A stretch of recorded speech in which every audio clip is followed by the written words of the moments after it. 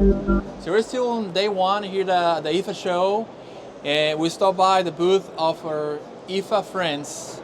Not IFA, IFFA, it's EFA. Yes. IFA. IFA.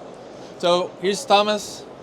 Hey there. Hey, Francisco. Thomas Nice to meet you again. From IFA. He's been, actually he was in Atlanta on the show. AMP. The AMP On too. the AMP. Yeah, so he's been in the States a lot. And now we're here in Frankfurt, Germany, in his house. And he's going to tell us a little bit about all the equipment, all the portfolio that they have.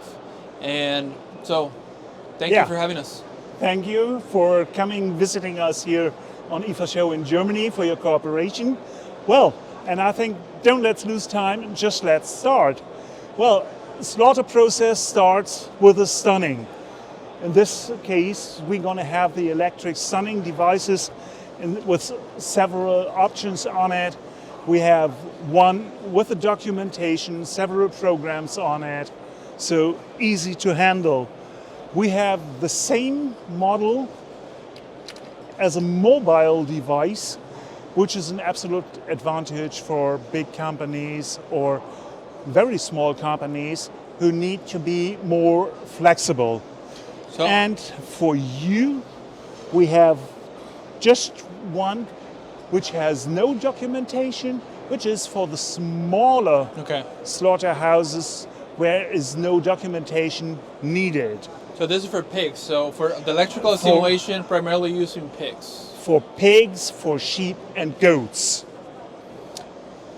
For beef, we're gonna have different stunning, but this will be explained on a later point. Right. I think we can go to the next, let's say, equipment, and to have it in an overview, I'm going to start on the upside with our splitting saws. Splitting saws, we have band saws and circulation saw. We have the band saw like our 287, 289, the 295, and the big one, the 327, only for beef.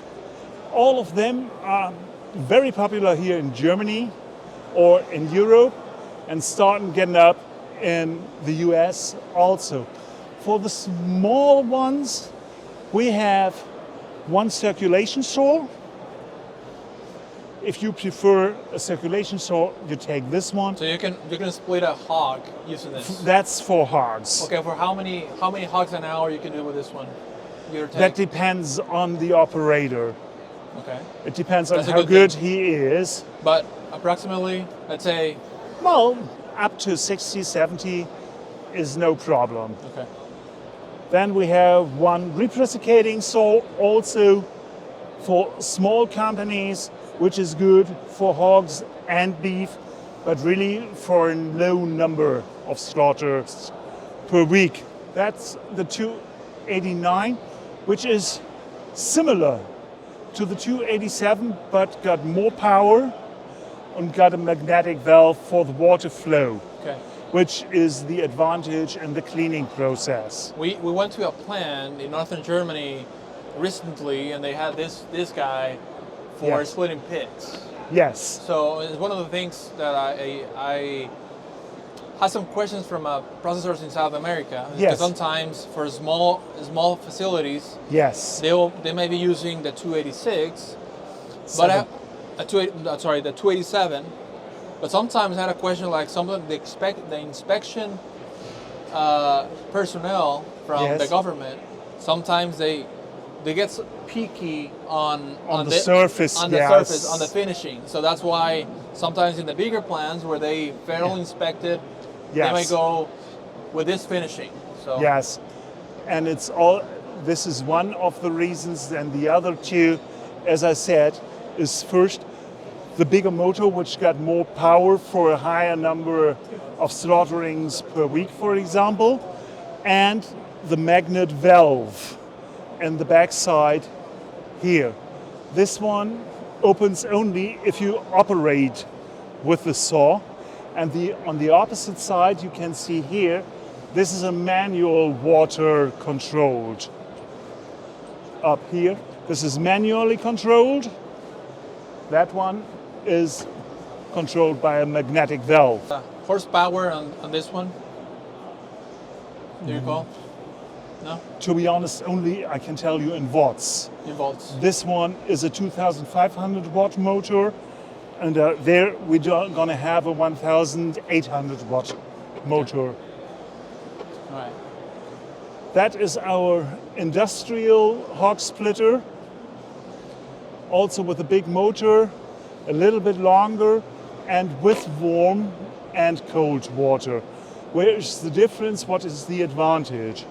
The advantage is if I'm gonna stop running the saw, it changes immediately to warm water to clean in the backside. It's getting cleaned.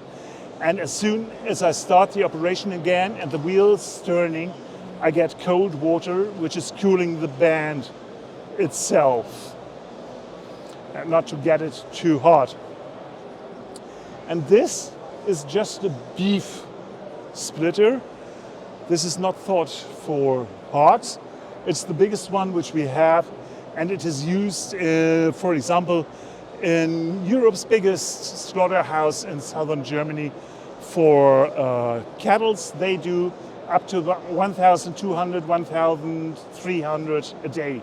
Okay. And that's a 3.4 horsepower. This is this one has like 3.8 horsepower. 3.8 horsepower. Yeah, well, what we have underneath, we have several cutters underneath, industrial use, and well, what can I explain? What you're going to use cutters for?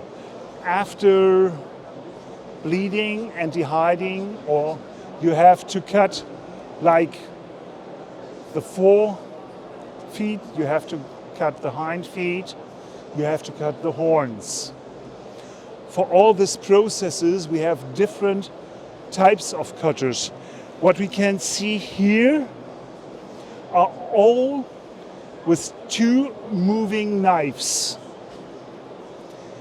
Later on, we will have two more cutters where we can see there's only one blade moving. Okay. So, as I have promised, we can see now some other cutters where it's only moving one blade. Let's take, for example, the IFA here. We can see we have one blade which is always in the same position.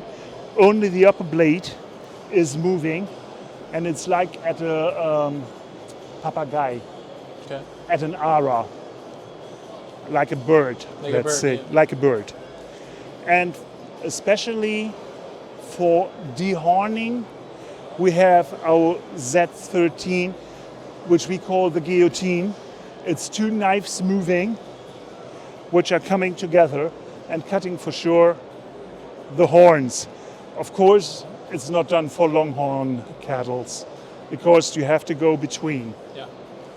Yeah, and then we of course have much more tools and accessoires for slaughtering, but these will be explained by my colleague, Mr. Peter Merkt.